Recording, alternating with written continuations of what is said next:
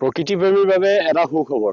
মই প্ৰথমতে ক'ব ওলাইছোঁ যে মৰিয়নি গিবন অভয়াৰণ্যখন ৰেলৰ আলি আচলতে দুভাগ কৰিছে আৰু এই দুভাগ কৰাৰ ফলত যি কম্পাৰ্টমেণ্ট এ আৰু কম্পাৰ্টমেণ্ট বি এই দুটা কম্পাৰ্টমেণ্টত থকা যি গিবন সেই গিবন আচলতে সিপাৰৰ পৰা এপাৰলৈ আহিব নোৱাৰে আৰু তাৰ পৰিপ্ৰেক্ষিততে দেখা গৈছিল যে এবছৰ পূৰ্বে এই গিবনৰ ৰেলৰ আলিৰ ওপৰত কেনপি স্থাপন কৰা হৈছিল। ইয়াৰ স্থানীয় প্ৰকৃতিপ্ৰেমী আছে মোৰ কাষতে, মই তেখেতসকলৰ পৰা জানিবলৈ চেষ্টা কৰি যি কাৰণত আচলতে এই কেনপি স্থাপন কৰা হৈছিল এতিয়া যেন সেয়া ফলপ্ৰসূ হৈছে, কি ক'ব?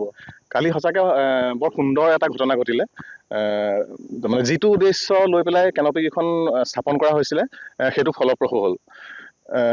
বহু বছৰ প্ৰায় এক ডেৰ বছৰ অপেক্ষাৰ অন্তত আমি মানে মনতে ভাবিছিলোঁ যে এইটো ছাকচেছ হ'বনে নহয় ভাবি থাকোঁতে কালি সুন্দৰ এটা ভিডিঅ' আমাৰ হিমন্ত বিশ্ব শৰ্মা ছাৰে তেওঁৰ ফেচবুক পোষ্টত মানে শ্বেয়াৰ কৰিছে আৰু এইটো আমাৰ কাৰণে এটা বৰ ভাল লগা খবৰ যে এনেও গিবনৰ সংখ্যা ইয়াত লাহে লাহে কমি আহিছে। এতিয়া দুইটা কম্পাৰ্টমেণ্টৰ মাজৰ গিবনখিনিৰ মাজত যেতিয়া মিটিং আৰম্ভ হ'ব আমি আশাবাদী হয়তো গিবনৰ সংখ্যা যথেষ্ট পৰিমাণে বাঢ়ি যাব।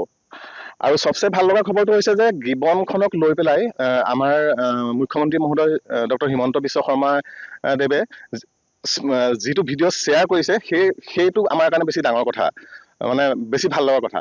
আচলতে গিবনখনক বহু দিনৰ পৰা কোনো গুৰুত্ব দিয়া হোৱা নাই যেন আমাৰ অনুভৱ হয়, এলাগী হৈ থকা নিচিনা হৈছে। গতিকে মই হিমন্ত বিশ্ব শৰ্মা ছাৰক অনুৰোধ কৰিছোঁ যাতে আপুনি নিজাববীয়াকৈ গিবনখনক অকণমান গুৰুত্ব দিয়ক। ইয়াত মানে এইখন গিবনখনক এখন কিতাপ বুলি ক'ব পাৰি। আচলতে ইয়াত অধ্যয়ন কৰা মানুহৰ অভাৱ।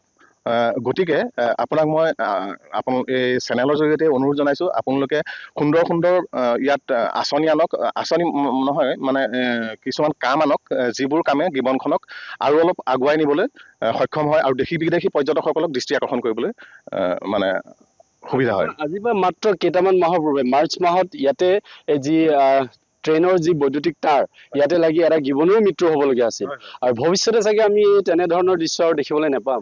হয় তাৰ কাৰণে কিবা পৰিকল্পনা লওক। ইয়াত যিডাল মানে ইলেক্ট্ৰিক তাঁৰ গৈছে এই তাঁৰডালৰ প্ৰায় 25,000 ভোল্টৰ এডাল কাৰেণ্ট গৈছে। গতিকে ইয়াত ট্ৰেইনৰ স্পীড যথেষ্ট বেছি আছে। গতিকে এই স্পীড লিমিটটো মেইনটেইন কৰক। অকল গিবন বুলিয়ে নহয় ইয়াতে কেইদিনমানৰ আগত প্ৰায় 4টা কেপলেনবোৰ কটা নিউজ প্ৰচাৰ হৈছে। গতিকে কিছুমান এনেকুৱা পৰিকল্পনা ছাৰক ল'বলৈ অনুৰোধ জনাইছোঁ যাতে গিবনখন আৰু আগবাঢ়ি যাব পাৰে।